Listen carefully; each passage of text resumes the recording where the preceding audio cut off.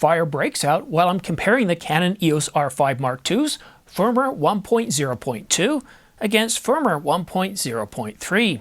For the most reliable and trustworthy autofocus, should you stick with 1.0.2 or should you upgrade? And did I make it out of the fire unscathed? Well, I'll break it down for you in just a moment, but if you're serious about staying up to date with the latest camera gear, hit that subscribe button. It helps this channel grow and it keeps you in the loop.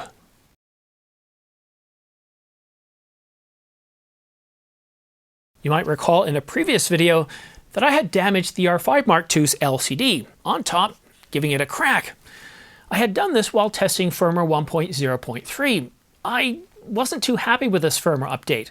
Firmware 1.0.3 was released back in March the 18th, but with the weather being rather cold and not much wildlife being around, there wasn't a whole lot of opportunities to go ahead and shoot. But things this past weekend, well, they had certainly changed. Things had warmed up. So I went out to shoot with the R5 Mark II, put the Ninja 5 on top to be able to record and show you how bad the autofocus system had become. Not the snappy autofocus system that we had, well, that we got with the R5 Mark II when it was released back on August the 20th of last year. Unfortunately, that day didn't go well. And to cut the story short, I just got this. This is a replacement, a loaner from Canon of the R5 Mark II. And I wasn't planning on going shooting. I hadn't been feeling well all day. I still had a bit of a headache. But I noticed the firmware update. It wasn't 1.0.3. Can you guess what it was? 1.0.4? Perhaps 1.1.0, an early firmware update? Neither. In fact, in a rather telling, it had come with firmware 1.0.2. Interesting. Now, usually when you're sending your camera off for repair or anything, or you get a loaner, they're running the latest firmware version. Does that tell us something? Well, I went and grabbed the 100 to 500 millimeter, put it on the R5 Mark II, gave it a battery, and didn't forget the memory card this time, and grabbed the Ninja 5. But for those of you that are more interested in the fire that broke out while I was shooting this review, if you want to skip ahead, you can do so using the chapters down below.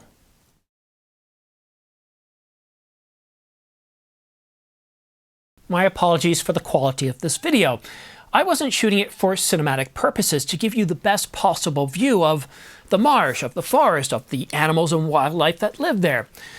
No, I was just trying to test the autofocus system, and I did my best to keep everything focused, or not focused, everything steady, but the problem was at this time in the evening, most of the wildlife was far away. There was nothing up close, so I had to fully extend the 100 to 500, making it very hard handheld to keep everything steady.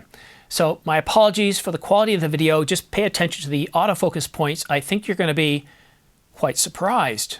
And one thing that was very evident to me about 1.0.2 is that it was snappy. No matter what I did, I couldn't get it to lose focus. And being about 5 o'clock in the evening, there weren't a lot of great opportunities. But time after time, the R5 Mark II with firmware 1.0.2 nailed the focus, even when zooming from afar. The lens is fully extended to get these little guys. All these shots are tested with the autofocus system set to animal and full area autofocus. But now I've switched over to single point. And once again, I didn't have any issues. This was a good outing. I was getting an awful lot of solid data, even though there wasn't a lot of cinematic quality, and there certainly wasn't enough to do a full review at this point. But if I was in troubleshooting mode, I'd be looking at the fix that Canon applied to 1.0.3 that fixes an issue that may interfere with the camera's ability to focus properly when using autofocus in certain zoom ranges. And that 100 to 500, well, I was certainly using various zoom ranges. I'm wondering if when they applied the firmware update, when they made that fix, if they somehow buggered it up and, well, made things worse, because 1.0.3 is definitely worse. And from what I've seen from a lot of your comments in that video from a few days ago, I'm not alone. This is not just happening to me. This is happening to a lot of people, and not just with the 100 to 500 millimeter, the 85 millimeter, and many other lenses. And the one thing that seems to be consistent is the people who are having the problem are on the latest firmware update. The people that aren't having the problem, well, they either stayed with 1.0.0, moved to 1.0.1 and stopped, or went to 1.0.2 and stopped.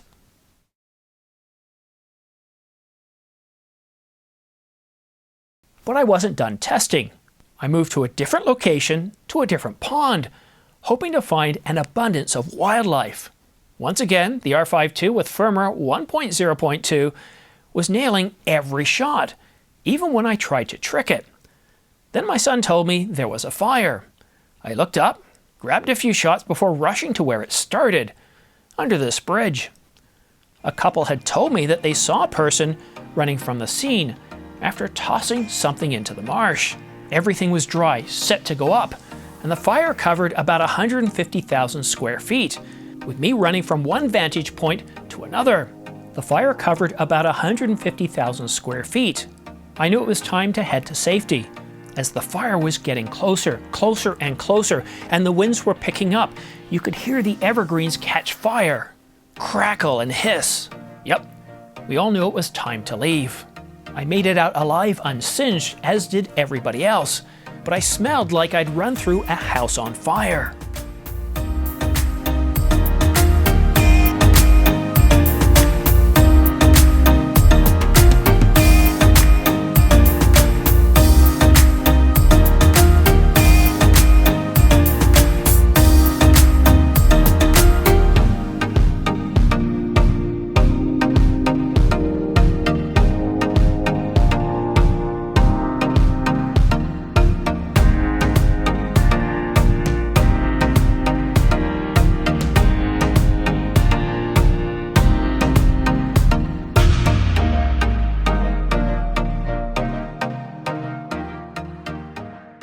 When I started shooting earlier this evening, I wasn't planning on turning this into a video. I really didn't even want to go out, but I thought the weather looks good, it's sunny, let's take it out. It's got a different firmware version, and let's see how it responds. And then, you know, the next day, same thing, do this several days over and over again to see what it's like. The only reason I ended up turning a video into this is because as I was moving on to the third location, the fire broke out, and I've honestly never been this close to any fire of this caliber ever. It was pretty exciting, but I put that, this is where I put on the, I wouldn't say it necessarily a photographer's cap, but I was thinking more as a freelance videographer. This was news. I mean, this was not global news. It wasn't even national news, let alone provincial news, but I got that rush. And I knew that instead of running, I was safe. The way the wind was blowing, I wanted to capture as much as I could because I found it exciting. I found it exhilarating. And when I was younger, we used to have these bonfires. It was just something about sitting next to a fire and roasting marshmallows. It was very peaceful. We'd play music like Huey Lewis and the News, Corey Hart, Def Leppard, Led Zeppelin. Those were the good old days of my youth. But this fire, as it engulfed the entire area, and I knew it was going to light up pretty quickly because I could see from looking at what had caught fire. It was dead, decaying from last year. It was dry. Now, thankfully, underneath that was a marsh and it was wet. And the trees aligning the side either didn't have any leaves or were green, evergreen. And I figured we'd be safe because if they ever did get past the evergreens, everything else inside was tinder dry and the whole thing would have caught up. Thankfully, somebody called the fire department pretty quickly. I didn't have my phone with me, but I remember seeing at least 3 engines. So it was at least a 3-alarm fire, and there was probably about 5 or 6 different police cruisers there as well, because this is a rather large trail and there's multiple access points. And at one point, it's not so much that people were at risk from being overcome by the fire, but as anybody who's familiar with fires, it's the smoke that's your enemy.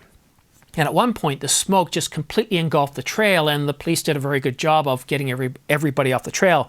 But if anybody, as part of the York Region Police Department or York Region Police Services or the Central York Fire Department is interested in getting a copy of this video, of any of this footage completely unedited, reach out to me using the email link down below, or just send me an email at simondyates@gmail.com. And we're talking about probably at least 100 gigabytes of footage here, and it's log footage. I can either provide you with log footage or I can grade it for you, but let me know if you want some of the early footage. I don't have anything, at least at this point, that shows who started it, and my son was taking photos with his 70D as well, so he might have some different footage from me. Well, he was taking photos and not footage, so if we do find out anything while looking through his camera, I'll be sure to pass it on to the authorities. To me, this is annoying. Like, it doesn't appear that anything was damaged. A fire like this at the beginning of the season clears things out, allowing new growth to come through. It looked like the wildlife were able to get away. Doesn't appear that any of the houses were damaged, and the forest largely intact. I guess I came out of this feeling what it's like to live in Calgary in May. What was it, 2 years ago? We flew out to Vancouver, and it was amazing. You probably, if you're in North America, you remember this time, because if you were in Central United States, Central Canada, Eastern United States, or Eastern Canada, you didn't go outside. The air quality was terrible, and it wasn't until we got to Vancouver that we actually had clear air. And then the following year, we had some other forest fires again, but it was a strange feeling. We could see the smoke just go up and up. But this is not a video about fires. We're not fire chasers or storm chasers. I'm going to be putting together more videos in the future as I do more testing with Firmware 1.0.2. I'm going to take it out on the weekend because I don't think my camera's going to be fixed before then. So I'm going to take out the Loner R5 II along with Firmware 1.0.2. I'm not going to apply the update. Or should I? Should I apply the update and then see if things go haywire? What I want to do right now is I want to play around with 1.0.2, going after birds, chasing them down, and seeing if I have any issues. And without the Ninja 5 attached, I find that it's far too cumbersome, makes things really heavy. And when I was shooting that fire footage, I had taken the Ninja 5 off. I needed to be agile. I didn't want to risk damaging anything any further. It did get pretty hot at times, and you know, I wasn't worried about my safety, but I didn't want to singe the camera gear because, you know, I get singed a little bit, my hair can grow back, but you know, if I damage the lens, that's an expensive replacement.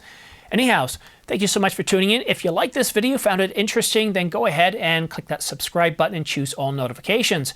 And if you're interested in purchasing any camera gear, then please consider using my affiliate links down below.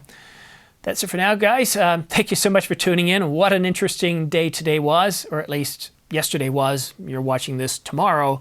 What day is today? Wednesday. Tomorrow's Thursday. So I think I'm going to have this video go live at around 3 o'clock in the morning. So I told a lot of people, because a lot of people were pretty excited about the footage. They wanted to see the fire, and I told them to watch my channel tomorrow morning to catch the footage. A few locals. We're not going to see, this is not going to hit the wires. This is not going to make this channel big. One person said, oh, you're going to be famous now. No, that's not how things work. This is a camera channel after all. And if I was able to break some pretty exciting news from Canon, that would be exciting. Anyhow, guys, thanks so much for tuning in. Have yourself a great day and a great weekend. We'll see you again soon.